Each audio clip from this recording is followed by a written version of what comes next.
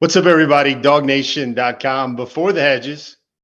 I'm Jeff Sintel. It's the weekly streaming live recruiting show brought to you by Kroger.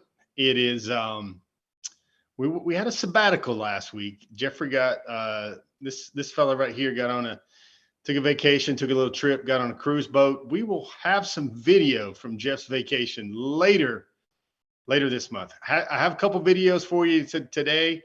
Sadly, I worked on videos regarding Georgia football signees and not videos on Jeff's vacation, having fun. Pretty cool video, though. That's going to be a subtle and very delayed tease there for that. But what we do have tonight, as stated earlier, is we have a couple videos. We got a pretty cool show. We're gonna do the normal thing, the normal food groups, but we got two videos. I'm kind of churning through a lot of that content, all those one-on-one interviews I got with Georgia signees in the month of January and also the month of December. And just want to say, hey, before I get started, how's everybody doing? Everybody doing great? Hope so. Hope you guys having a good week so far. It's already Wednesday. Hard to believe. Got great weather outside. Got some news coming today. Wasn't it interesting from Mike Griffith today about George Pickens?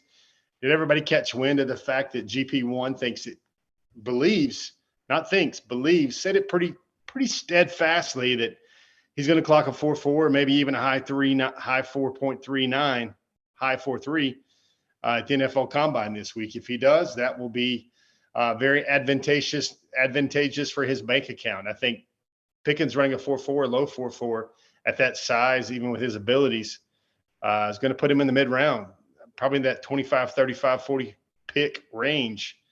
And everybody knows how much a playmaking receiver is right now in the National Football League. Speaking of wide receivers, we're going to talk a little bit about Georgia signee Chandler Javon Smith. Now, got two things to show you. Got a couple tweets to show you, which will kind of set up our conversation. First of all, if you need a quick backstory on CJ Smith. CJ grew up in Hawaii. His dad was an Army officer, very impressive Army officer. Did a lot of important stuff for our country. His last post was in Hawaii. That's where CJ kind of grew up. He moved to Florida really late in his high school career. He was a Florida commitment. But get this, he has two Bulldogs in his home. And he's had those even when he was committed to those Florida Gators of all things. And when Florida's program started wilting during the 2021 regular season, that's when he started looking elsewhere. Chandler Javon Smith. Why was it a good time to put together some coverage and content today regarding CJ Smith? Well, a couple of reasons. First of all, I think you see the tweet there. This is from his father, Francis Smith. His all-white Bulldog is named Mr. Waffles. Mr. Waffles. So if anybody's got a dog named after a breakfast item, please chime in right now on Facebook and also on YouTube. But I'm going to tell you what, this is probably the best player to ever come to the University of Georgia that was once committed to Florida that has a pet Bulldog named Mr. Waffles. Of that, I am completely certain that's the case there with CJ Smith. The thing that gets him in the news is there was some reports trickling out about offseason workouts for Georgia.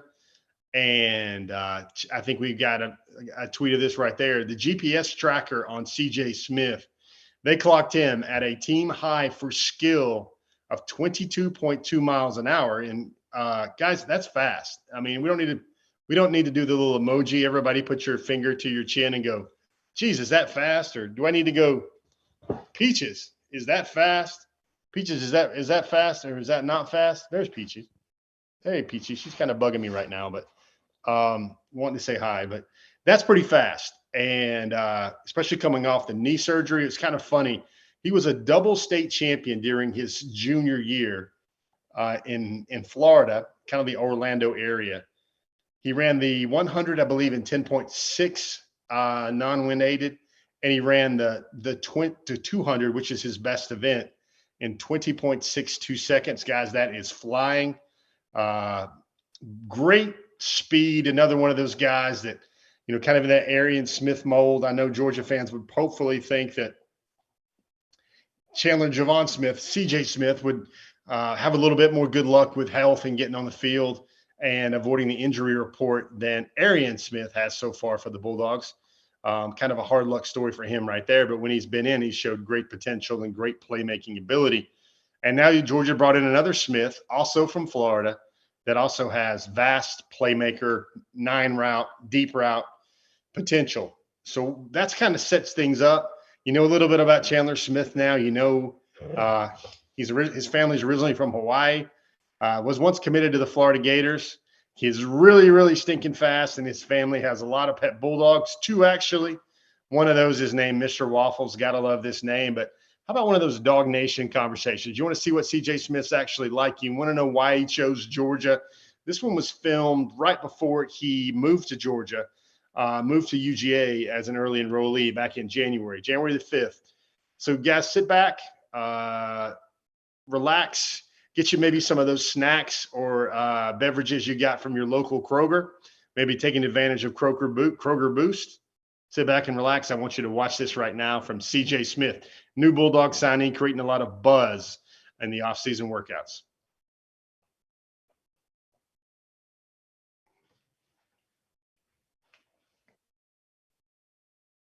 CJ, man, I had a chance to hang out with you today, and I tell you this, I don't know what I'm more struck by. The fact that you have a pair of family bulldogs as pets, your dad's man cave.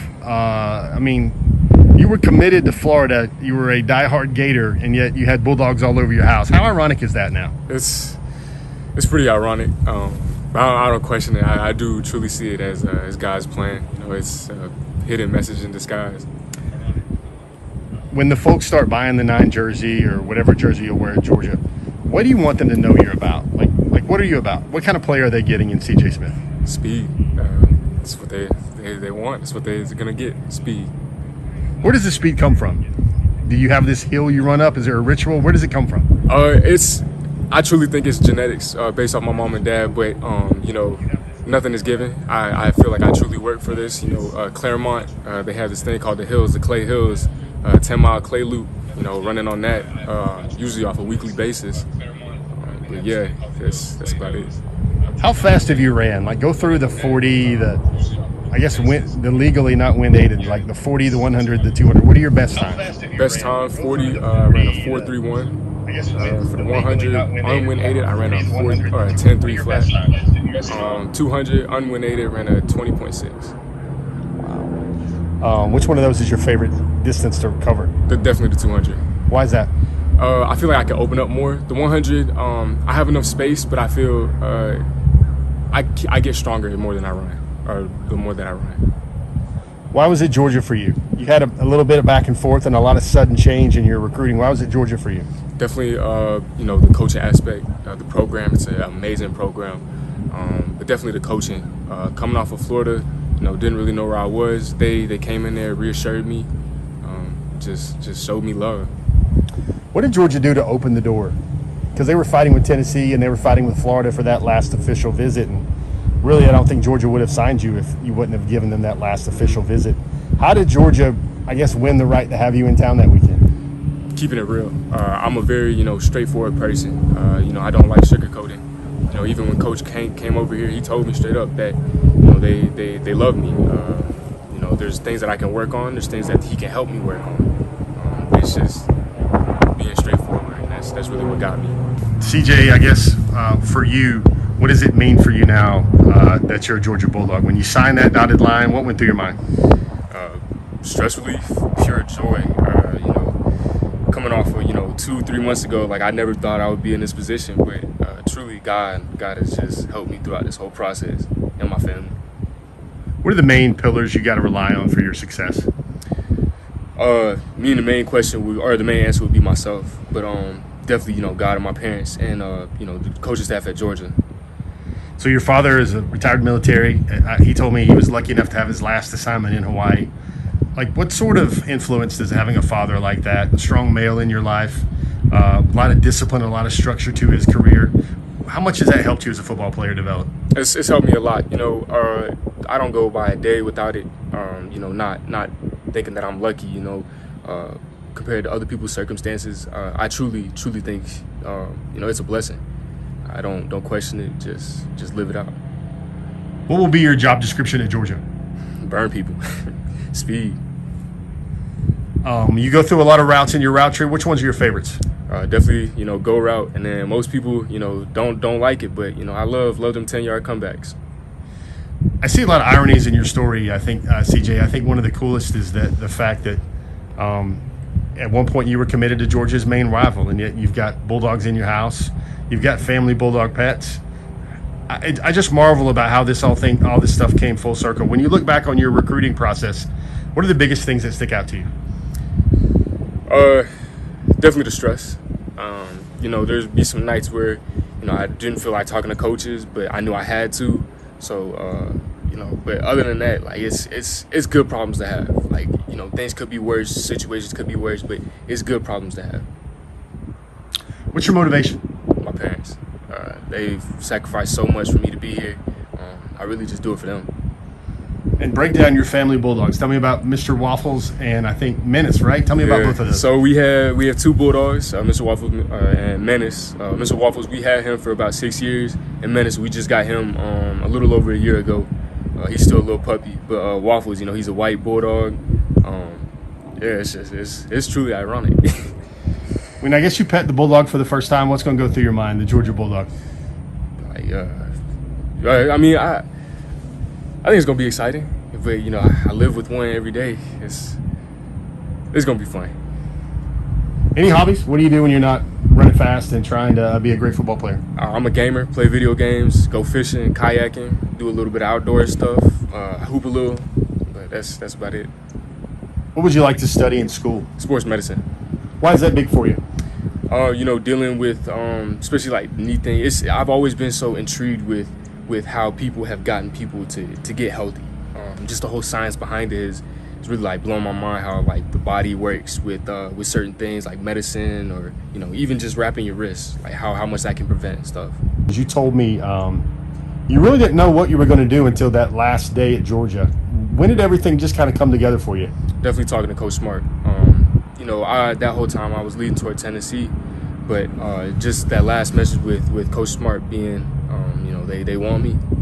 I could be a great aspect to the team.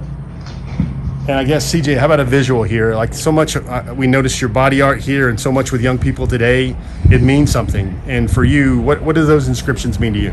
Right here, people who I push for the most, my parents, my mom, my dad, with the zodiac signs and their birthdays. Awesome. CJ, man, thanks for spending some time with us today. Yes, sir. Thank you. How about that, guys? Isn't it cool? Mr. Waffles. Everybody say it out loud with me again, guys. Mr. Waffles. How cool is it to have a guy that was once a Gator and was leaning hard, if you were listening to that close to the interview, leaning really hard towards the Volunteers, and then end up choosing the Georgia Bulldogs. Did you see that pictures? I dropped a few pictures, kind of like Easter eggs, at the front of that video package. You saw a couple images that looked like a man cave. That's his dad's man cave.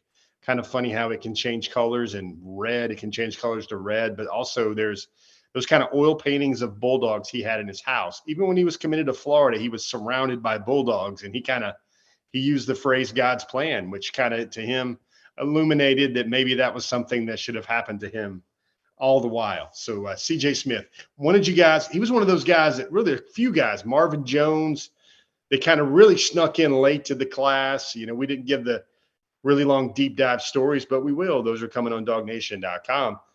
But you get a little sense of the young man now. You get a sense of, what he's doing. So when you guys see those posts or you see those things on social media about this Georgia signing, he was a 4-star, right around the number 250, 220 player in the country. And he signed with Georgia. Really explosive, really fast. I think he's more of a football player than a track guy. I know everybody kind of associates him with running fast and then being a track state champion. I think he's a 3-time state champion. But he can play some football. And really interesting. Really enjoyed spending some time a couple months ago with CJ Smith and his family. Great parents, really hardworking parents. And his dad can join that. His dad, Francis, can join that club of the what was it everybody said with DeAndre Swift and Chris Milton, that the Georgia Bulldog dads can beat up all the other dads in the SEC? Well, I think Francis Smith would probably need to be on that tag team, or need to be in that corner, because he's also pretty impressive too. When you meet him physically, likes to work out, likes to take care of himself, and is in extremely good shape. So good stuff there. And like I said, we got two. So I'm going to say, what does Sam Pittman say? He says, play that dang jukebox. Well, I'm going to send a shout out to my guy behind the glass, Michael Carvel. I'm going to say, Michael, play that Dog Nation conversation. Who wants to hear from Julian Humphrey, that other guy that Georgia flipped from the Florida Gators in the 2022 class? Take a listen. You're going to see a lot of good things here about Will Muschamp. You're going to see him dance. Enjoy it here on Before the Hedges.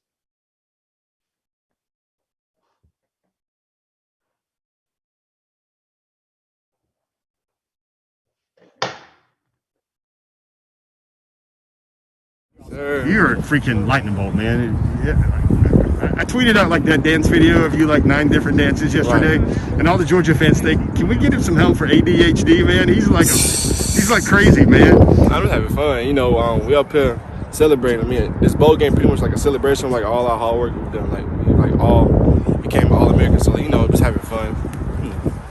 So what does it mean to you to be going to Georgia? Is this a week that maybe reinforces a decision you already felt good about? I mean, yeah. I mean, it totally helped because, like being here with all the commits, it feels good, like, starting to know them and all that, getting ready when I'm about to, like, be with when I get to Athens. So, like, I'm just ready to get up there. What does it mean to you now to be going to play for Georgia? I mean, it means a lot, playing for the number 2 team in the country. I'm going to go beat Bama. And, it just feels great playing for Georgia. I've built, like, a strong relationship with Coach Kirby and Coach Muschamp and Coach Adai. They've told me what all I can do there and how much they can help me and guide me and get me right and develop me. So, yeah. If you had to boil it down into something really simple, what was the reason you chose Georgia? I'll say the person at Georgia that really helped me push this decision was, I'll probably say Will Muschamp. Like, he did everything in his power, show, like, okay, yeah, I really want this kid. Then that really showed it was like, whenever he came down to see me play, like, he was showing effort and all that. And then even though back when I was coming to Florida, he was texting me a whole bunch, telling me what all they can do, what all they offer and everything. So, I mean, yeah, that's it pretty much. Thoughts on the national championship game? If you had to break it down in an ESPN suit, what do you think's going to happen? Let's see. 27-20 Georgia. Why? What kind of game? Because, Alabama's going to try to run the ball, and Georgia not going for nothing. Like, Georgia defense is different. And Mechie not playing for Bama, so that's like another help for us, for like the receiver core. So, like, if we can just, like, get Jamerson, we'll be straight. Julian, you saw me doing this with Marvin. Really, I'm going to go through all the guys that are in this class that are here this week, and I want to get your quick thoughts on all of them. Oscar Delp, great hands, great route runner. He put me in the mind frame of tight end for Georgia. What's his name? Bowers, yeah. He put me in the mind frame of Bowers, by the way he just run and everything. So he's great. Gunnar Stockton, he's great quarterback. Accuracy's crazy. And his IQ is like high. Like he knows how to read the defense, and like he knows when to throw the ball and everything. So I like him a lot. Marvin Jones Jr. He's crazy. Off the edge. I seen him during one-on-ones on Twitter. He was just dominating, like it was nothing. So he crazy. He's gonna be a huge deal for us in Georgia. So yeah. Michael Williams might be the best player here this week. Yeah, he like a man child. He is a man child. He is different. I seen him during one-on-ones. He was just throwing everybody with one arm on the floor. Boom. So it's a big deal. Can't wait to play with him. Griffin Scroggs, I don't know if you've the big offensive lineman. Yeah, I met him. Big physical guy. He good. I like him. Strong. He knows what he's doing. He up here showing why he should be ranked higher and stuff. He putting all these other guys on their butts. So yeah, I like him too. How do you feel? This is a question I ask everybody. How many times did your decision change? Like if you sit there and said, "There's X amount of schools that I thought I was going to go to during my process." I mean, before I committed to Florida, like all the way back in May, I was thinking about Texas A&M, and then before Texas A&M, I was thinking about Penn State, but I didn't go to Penn State. I thought about Texas A&M, but then I didn't go. So I ended up going to Florida because I had a tight relationship with Kyrie Elam. He was telling me like how much they be like doing with the DBs, like how they be connected produce them and stuff. So like, yeah. But then once I committed to them, I went to my Georgia official visit, and like that like changed my whole perspective. You know, I went there, I had to like sit down meeting with Coach Kirby and like all the coaches, and they were just telling me how much I could like be a huge deal to the team, and like that like put me in the mind frame like, dang, like these people really want me, and like this is DBU. Like they just put out like 4 DBs last year, and they put out DBs every single year. So like, I mean, then I went home and I thought about it, and I was like, yeah, this is where I want to be. And then like a couple weeks later, I decommitted. So yeah. Last question, your constant energy. You love music, and how do you know the Red Hot Chili Peppers? Do you know the Red Hot Chili Peppers, that song you were dancing to yesterday with the air guitar? How much music do you know? You were on point with I mean, I know all the music. You know, I'll be on TikTok, you know. Yeah. I've gained an audience on TikTok. So like over quarantine, like whenever we was all locked into the house, like couldn't do nothing. So like I just started TikTok, and like that just like built everything up. And I gained an audience of like 1.5 million followers. So like that like built me up, and like, you know, I just know everything, all the dances and everything. So yeah. Definitely not shy, right? Nah, never. Julian, we're calling you Blanket this week, right? Oh yeah, the blanket. Or Gremlin, is it Blanket or Gremlin? What is it this week? It's the blanket. So I'm gonna tell you, the blanket means that whenever you cover them up, pretty much. Yeah. See, people don't know what that means, but it's pretty self-explanatory.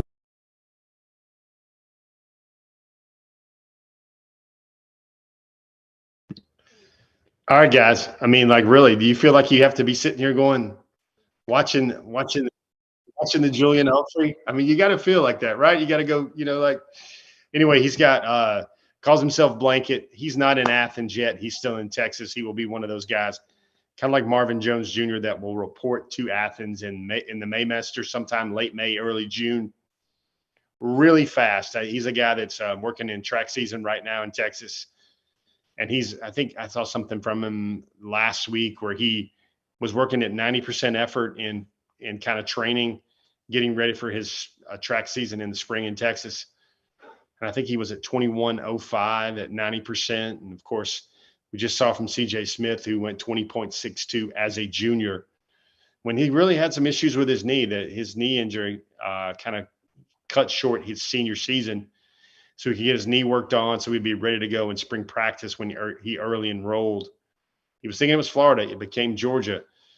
You have Julian Humphrey and CJ Smith there. Those are your two interviews on Before the Hedges tonight, giving you more insight, giving you more of an outlook, giving you more like, hey, I know that young man a little bit regarding those guys on the 2022 signing class. One's in Athens, that's CJ Smith. One's on the way, bound for the Hedges, in Julian Humphrey out of Texas. You guys, as you guys well know, we are brought to you by Kroger each and every week. Let me try my Brandon Adams here. Let me get my Brandon Adams on. I got to read here for tonight's show. Kroger is hosting Talent Tuesdays every Tuesday from 4 p.m. to 7 p.m. for open interviews. Stop by, say hi, apply. Go to jobs.kroger.com to see available jobs and descriptions at the Kroger in your neighborhood. Speaking of Kroger, it's that time where we take a pause for the cause. We talk about players every week. We talk about everything. Well, we got to talk about these 5-star chicken wings. You had a break from them last week. Let's take another minute here and take a special message from Kroger.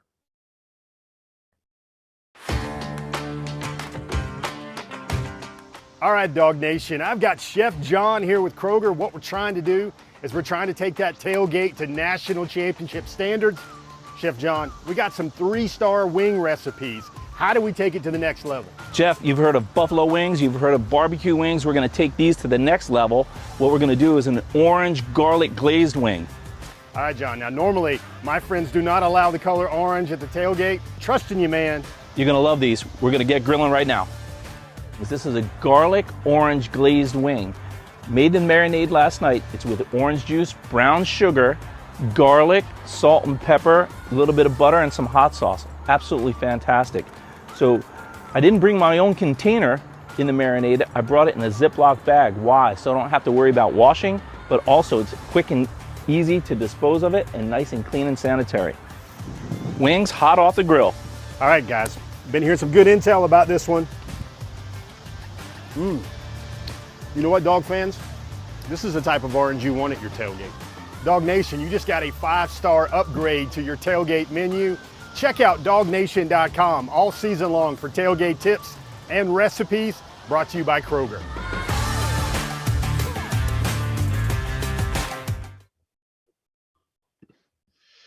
All right, guys. Chef John, some 5-star wings back at it here on beforethehedges.com, brought to you by Kroger. Of course, this program becomes a podcast on the Apple Podcast platform. You can find it on SoundCloud. You can also find it on Spotify as well. Hope you guys are enjoying the program so far. Now let's switch gears. We talked a lot about the 2022 signees to kind of Mercury, very fast, hyper fast 2022 signees. Now let's point forward. Let's kind of look at the 2023 class. We do this every week called Top Targets, where we kind of give an overview of what we think are the players that Georgia wants, players that really like Georgia a little bit too. They're kind of a mixture of things there. These are not the highest rated players that have Georgia offers. These are not the players that love Georgia at the highest peak, at the most possible. It's kind of a mix of the two: ability, need, depth chart, kind of prospects at the position where they can make an impact early. We call it our top targets. Let's just take a look at that right now.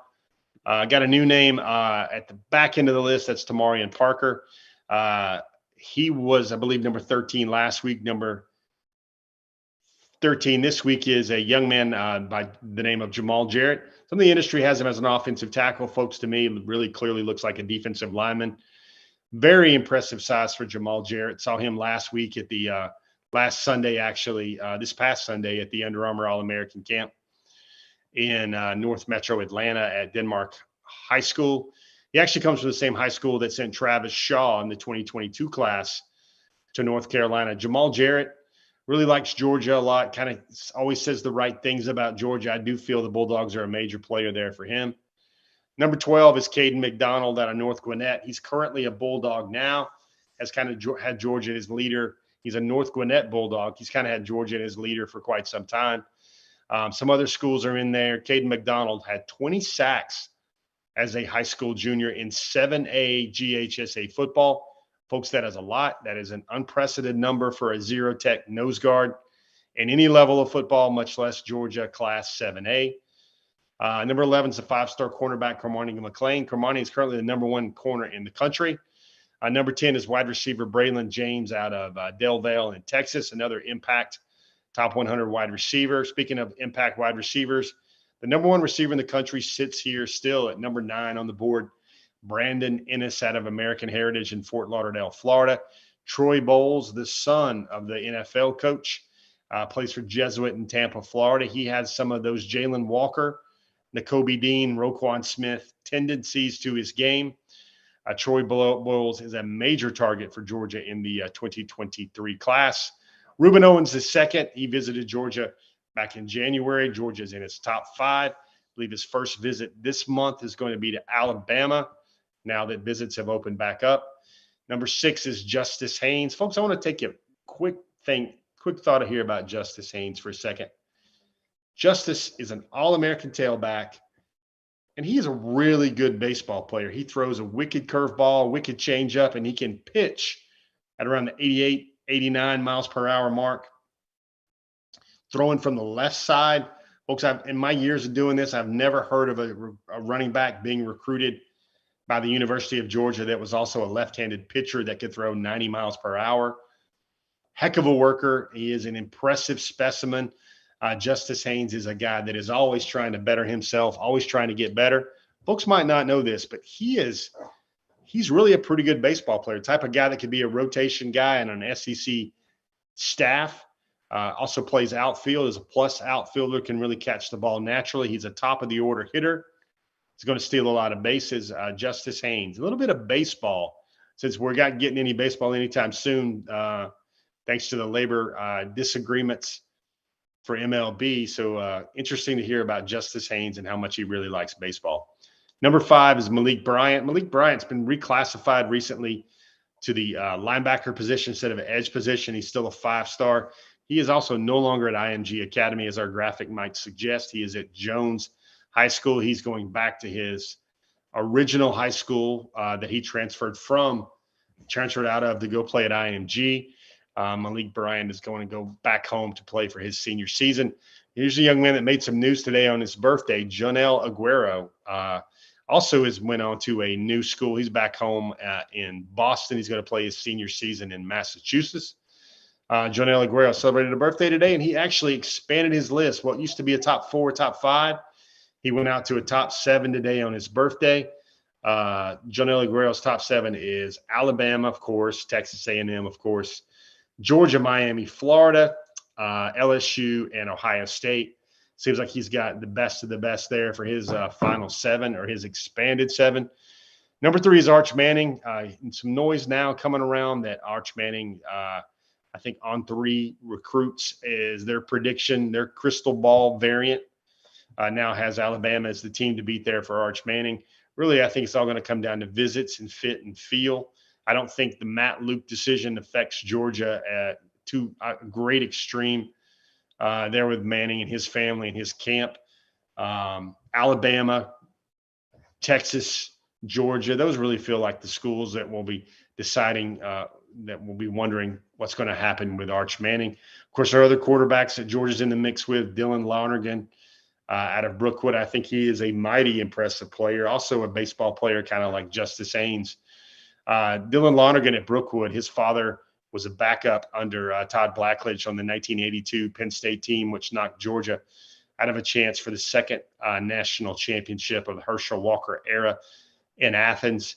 Great pitcher. He throws the ball very hard. He's a great athlete, runs the ball around, has made a lot of plays in Georgia GHSA 7A football as well. Nico Oliveira, another young man that's coming out of California off the West Coast. Really, you hear a lot of things there for him in Oregon, Alabama as well. He's going to visit Georgia, his official visit. He's going to take a visit to Georgia in March as well. And actually, that young man is going to another 5-star quarterback in the class, 6'6" passer. He is going to make his decision, I believe, in March or April, and he'll be the first one of those major quarterback dominoes to follow. Victor Burley is still number 2 on the list out of Warner Robins, Georgia. Tennessee, Clemson, Georgia, those are the principals there with Victor Burley, a 5-star defensive lineman. Was really feeling Georgia coming out of the national championship celebration parade. I think Georgia needs to kind of rally a little bit and capture some more momentum. Number 1 on the list is 5-star safety Caleb Downs. Got to see him work at the Under Armour Atlanta Regional as well. Caleb is the number 1 player in Georgia now. He is the number 1 safety in the country. A very impressive kind of play right away. You guys remember what I kept saying a lot about Terry and Arnold? I kind of put Caleb Downs in that really rarefied air class for a freshman DB that can play early. Peaches, calm down. Peaches making a lot of noise tonight. Got some others to consider there. Raul Aguirre, another linebacker out of Georgia. I'm following with some feedback here on our others to track list. Some of you guys out there was like, you don't give me as much information there as you do for the top targets. Well, naturally, that's why those guys are called the top targets. But I felt it was a good compromise with you folks to include the state. I don't know if the graphics displaying that or not, but Raul Aguirre's out of Georgia. C.J. Allen's the linebacker out of Middle Georgia. Justin Benton's out of Georgia. He's moved back to the Newton area after spending his junior year at IMG Academy. Defensive end Kelby Collins is out of Alabama. Santana Fleming is an impressive slot receiver out of Florida. Hearing a lot of noise right there with him right now with Florida State. We mentioned Jamal Jarrett earlier. He's now on the top targets list. The name that really strikes me with really good film, Roderick Kearney. He's out of Florida. He's an interior offensive lineman. Dylan Lonergan, we mentioned him earlier. Xavier Hardy out of Georgia. A.J. Harris, the 5-star cornerback, A.J. Harris out of Alabama. Another Harris, Gabe Harris, is now out of Valdosta. Kyler Casper out of Arizona. Peyton Kirkland out of Florida. Peyton took a really big visit to Georgia this past weekend, and I believe, not this past weekend, but back in January before the dead period came down. Word is right now that Peyton's going to take his official visit to Georgia in March as well. Caden Lee, really like him, a protege of Terrence Edwards in Georgia. Francis Mauagua, IMG Academy in Florida. Xavier McLeod, got to see him this weekend. Again, he was at the Under Armour Regional in Atlanta, looked very good as well. Georgia, South Carolina, and North Carolina were there. Tony Mitchell is a guy that everybody feels will eventually go to Alabama. He's a 5-star corner. but I bet his future position winds up as a safety at the next level on Saturdays. Deuce Robinson, great baseball player himself in his own right, the nation's #1 tight end. 4-star edge Quirasaw out of Alabama. Madden Sanker out of Georgia. Talked to him this past weekend. He's just kind of thinking Georgia is Georgia. He was trusting Kirby Smart to fill the position, Matt Luke's position, the right way. He knew that Kirby Smart would get a really good guy in there, and he did in the new hire, Coach Cyril's. James Smith out of Alabama, another 5-star defensive lineman, kind of like he's really partnered up with Rousseau as well. Those guys are both out of the Montgomery area. And for Georgia, it really feels like that's a battle with Alabama for both those guys. Jaden Wayne out of Washington, Treon Webb, and Hakeem Williams. Remember that name, Hakeem Williams, a very impressive wide receiver out of Florida. I think you're going to hear his name mentioned quite a lot here on this program in the weeks and months to come. Georgia's got to restock at offensive tackle, wide receiver, running back, and outside linebacker. I feel those are the most important positions for Georgia to focus on in the 2023 class. Since our last show, a lot has happened. Let's see if I can recap a few things for you, maybe answer a few early questions. I think the hire of Brian McClendon was excellent. I think folks will see very quickly, especially in the 2023 class. I think BMAC will move to probably easily one of the 3 or 4 most effective recruiters on the staff now. I think he's that good at his job of position evaluation and also at recruiting. Kind of like all the advantages of an in-state guy that a lot of recruits kind of feel like that's an uncle, that's an older brother, that's a dad type relationship.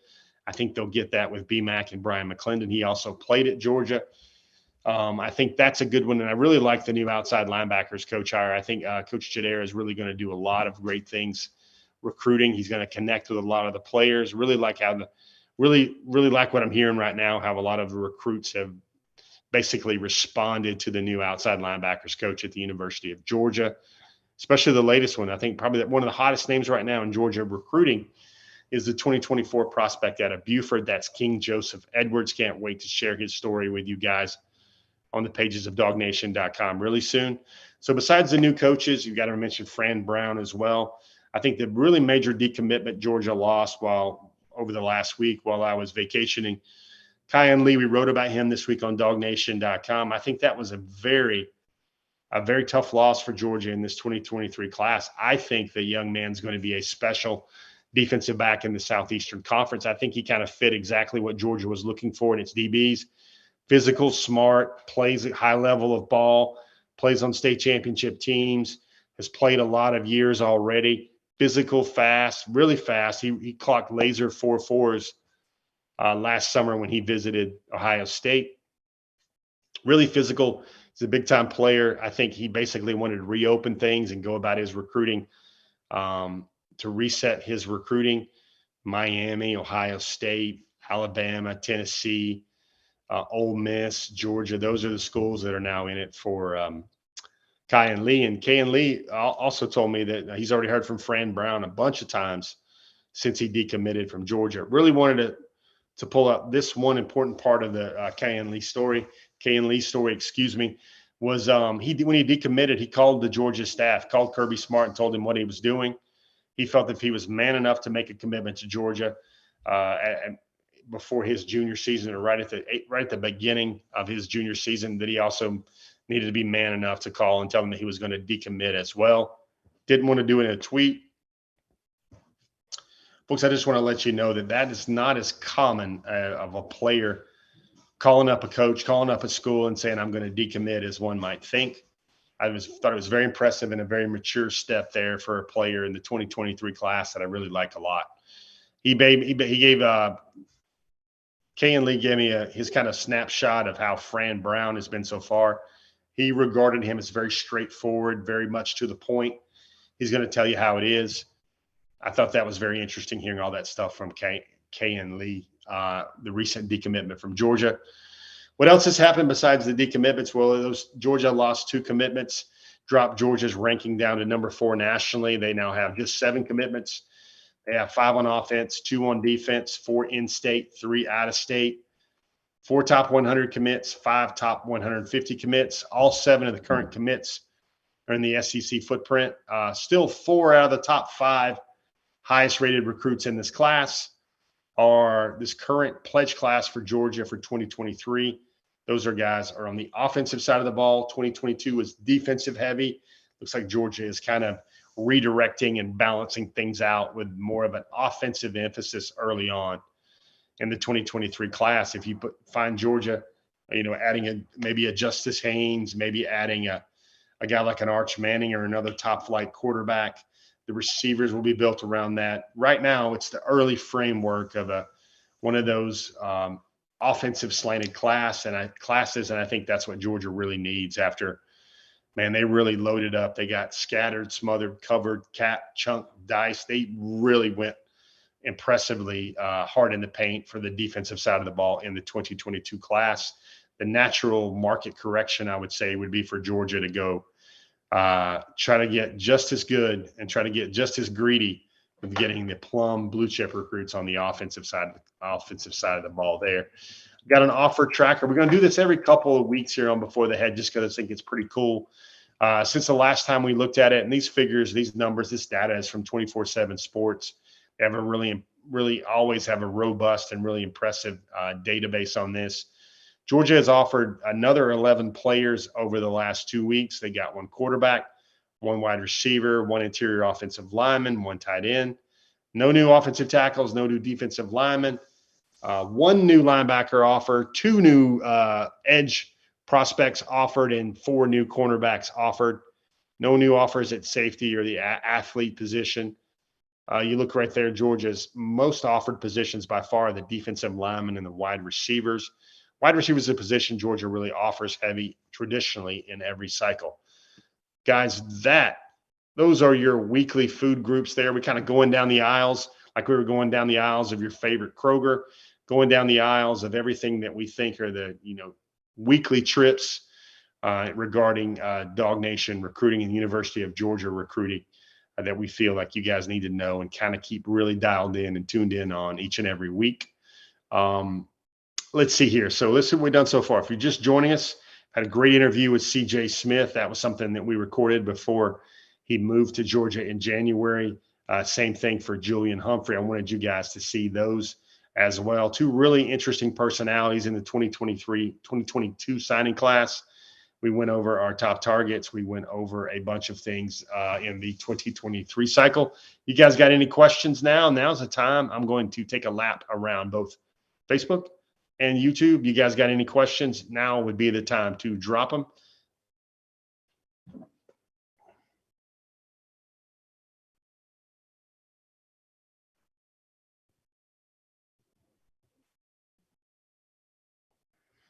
See, I'll go to YouTube first.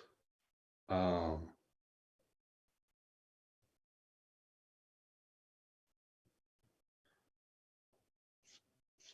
mean, this is really the type of time right now. Visits are opening back up. Georgia hosted a lot of guys yesterday on the March 1st when guys could come back in. I think Sammy Brown made the trip. JoJo Stone, a really impressive 2024 wide receiver, really good playmaker there at Grayson High School. He made the trip to the 2024 that I think has all the potential in the world to be a 5-star. That's King Joseph Edwards. King Joseph is the type of athlete that is 6'5" and about 235 pounds, and he runs the 100, the 200, and throws the shot put for his high school team. He plays basketball, he plays football, and he runs track. That's a 3-sport athlete right there. And folks, his shot put right now is about 47 feet. That's kind of his max. That's kind of his PR. King Joseph Edwards, parallel that to that's probably right about what Trayvon Walker was doing when he was a junior. When he was a junior at Upson and Thomas. And the difference is King Joseph Edwards, a little bit faster, of course, running the 100 and the 200. Both guys played basketball, but King Joseph Edwards is throwing the shot at 47 feet in the spring of his sophomore year before his junior football season. And that's what really stands out as really impressive to me about King Joseph Edwards as well. Of course, Caleb Downs came in to see Georgia again this week as well. Of course, Caleb Downs came in. Let's see. Sacred Grove, nice avatar there as well. Wants to know, can Georgia pull off a top 5 at running back, wide receiver, and QB in this class? Well, I think the running back and the wide receiver is going to happen. The running back and quarterback is going to happen. Remains to be seen on the wide receiver part, but I think Brian McClendon is up to that task. Sacred Grove, yep. I do feel like BMAC is already affecting the list as well. Brett Womack, how are you doing tonight? He says that he's got a take there on Malachi Starks as well. Let's see. Eaton Cox, how are you doing tonight? Let me see what Facebook has as well.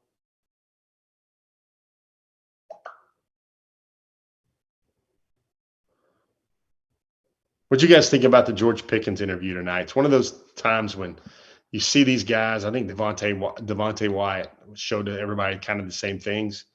Devontae, when he got to meet the media at the scouting at the Senior Bowl, really impressive. It's one of those things where people were wondering, like, why didn't Georgia fans hear from more of those guys as well? Bob Fiquette got some intel there on C.J. Smith. Yeah, he's really, really fast. That's really what I can say there. As I said earlier, he's kind of more of a football player mold to me. That's what he came across to me.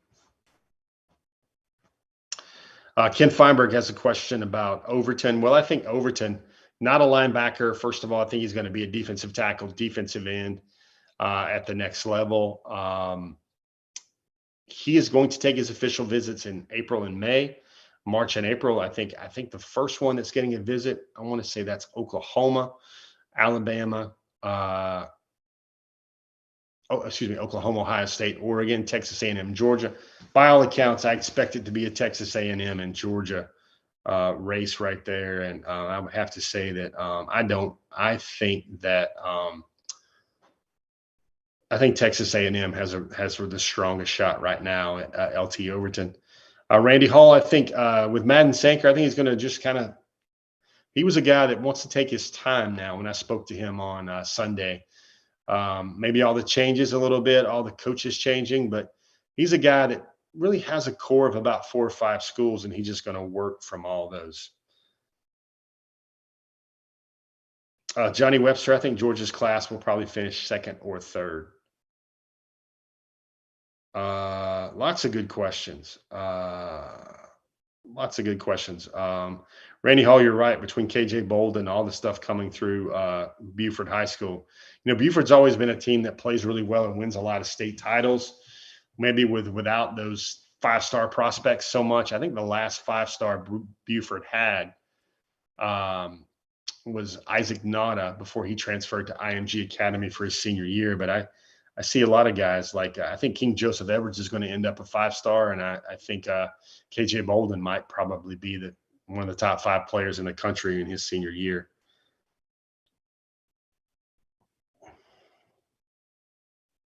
Kevin Flute has a question. I think they have a lot of talent, especially at offensive line. I think that's one of the spots where you're going to see some attrition. I think Georgia just has so many talented guys and so many All-Americans that are maybe just now clawing to get into too deep. Modern college football says offensive linemen are going to be a little bit more level-headed, a little bit more anchored than some of the skill guys that think they have to play right away, but just to the nature of the position. But I do see that Georgia's roster looks at, I think, inside linebacker, I think the offensive line, I think those are positions that are where you've got a lot of guys that might have been recruited over the last couple of years.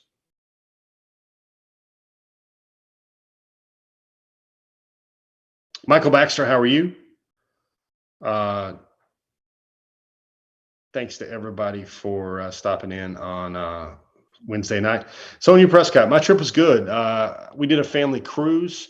Actually, it was a Royal Caribbean cruise. You guys are going to hear a lot more about that later, especially if you guys are joining us on the Dog Nation cruise. But my wife and I, we went on a cruise like maybe 20 years ago when we were coming out of college. This was our first time we went with our kids and our family. Our kids loved it. We try to vacation a lot. We're a family that kind of believes in experiences a lot more than stuff. So our kids really got a really good kick out of it. Now, if we just find a way for them to put their phones down, I think that would make for a perfect vacation. But thank you a lot for asking about that, Sonia. Randy Hall, I don't think Mims sets up as an offensive guard at all. I think Mims is definitely a tackle. I'd look for him to be the third tackle and maybe the first tackle off the bench, kind of like what Broderick Jones was a year ago for Georgia and for Georgia on the national championship team. Sounds weird saying that, doesn't it? Sounds kind of intriguing, kind of thrilling saying that. Let's see. Marshall Fleming, I saw your question, sir. What true freshman this year do I think will have the biggest impact on the field? I got to say Brett Thorson. I think Brett Thorson is going to be your starting punter, and I think he's going to really, really, really destroy the ball. He's going to annihilate the ball, and I think Brett Thorson will be the guy, most likely to be the guy that starts for Georgia.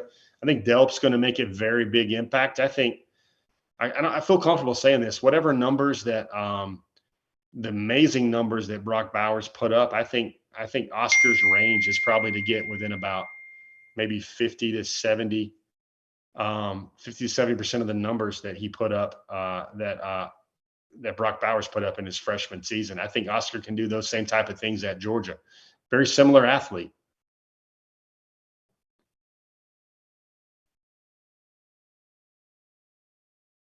Keith Folds wants to know, what do I think about the hiring of Searles? Well, I think he's a guy that's been around the program. It's really one of those guys for me that I think this is really demonstrating all the guys that have moved on from the national championship. It's really Kirby's program. And what I'm hearing from recruits is they feel like if Kirby puts his stamp on the guy and brings him in to do the job, these recruits feel that that's going to happen at Georgia now. Of course, I don't think anybody can be as beloved as Sam Pittman was. I think there are very few individuals in recruiting or in college football that have the natural, genuine charisma that Sam Pittman has. But, you know, Georgia, the way they've recruited and the way they stack up. And, folks, I'm going to tell you, this is going to be a story I write about. I think this is Georgia's 2021 season is going to be the perfect storm because they got the championship. They beat Alabama. And now all these guys are going to go in the draft. And this is probably going to be a top 5 all-time draft ever for any program, any college program ever, up there with the LSU's and maybe the Alabama's best years. Now, Pickens sneaks into that first round. All of a sudden, you got maybe 4 guys that might go into the first round for Georgia. Guys like Jordan Davis, Nakobe Dean, Trayvon Walker, Devontae Wyatt, and even George Pickens. I think 4 in the first round. If you see Pickens put up a time like that, I think you're going to see a lot of headlines and a lot of writers kind of pinning their work and sharing their thoughts that, you know, Georgia might get 4 guys in the first round. I think Georgia might have 10 guys picked in the first 2 rounds. Of course, the all-time record established by LSU after their dominant campaign was 14 picks from off one team into the NFL draft. And I think Georgia can get to that point. I really do. Jake Kermott, I don't know if he'll be picked. John Fitzpatrick, I don't know if that guy will be picked.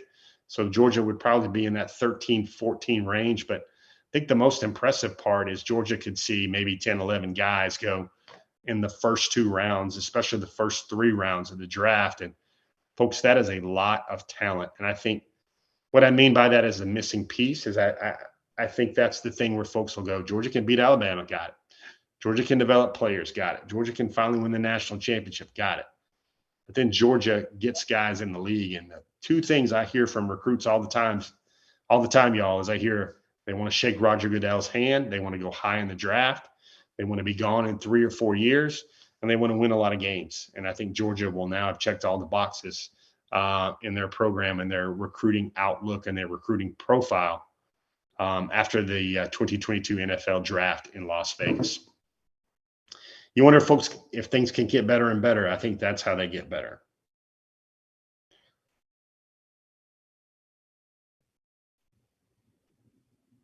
All right, guys. It's been another Before the Hedges, another Wednesday night. Thanks for hanging out. Hope you guys got something out of those videos. Hope you guys enjoyed the program. Most of all, I thank you guys for joining us on another Wednesday night. Looks like Peaches is ready to go to bed. She's laying on the ground right now. So hope you guys have a great rest of the week. Thank you so much for joining Before the Hedges on another Wednesday night. You guys have yourself a great one. I'm Jeff Sintel for Dog Nation. That's the intel. Hope you guys be well, and we'll see you guys again on the pages of dognation.com. God bless you, everybody. Hope to see you back here again next Wednesday night. Maybe we might have some news by then as well. Thanks again, and we'll see you later.